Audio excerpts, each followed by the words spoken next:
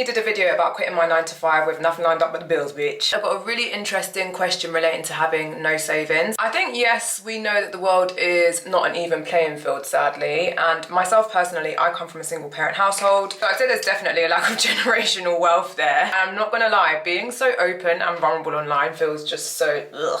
But here we are, I'm gonna just push through. Where most people start on, say, like 0 or maybe like 10, 20, maybe 100 due to the like family income structure, I started at negative, and I was always having to like work overtime to even just make it to like 0, right? Your girl had to get to work. I actually went to a boarding school. I'd sneak out of school on a Sunday to come home to work. So any money I earned was literally to pay my own way, which didn't leave any money for me to save. When I got to my mid to late 20s, that's when I really got to work. That season of me, yeah, that version of me, that was a hustler, that was a type A, that was masculine energy, that was, you're not gonna tell me no because I know what it's like to be hungry. Like, there's no for me. I'd always find a workaround. And that kind of attitude eventually led me to claw, and I mean claw my way onto the property ladder. So once I got my flat, I renovated it, and let me tell you something. If you want to know the quickest way to spunk every single penny of your savings, get a flat, renovate the flat. Your money will go, it will disappear, vamoosh, gone by. But obviously, like, jokes aside, buying a property is an investment, right? And it's just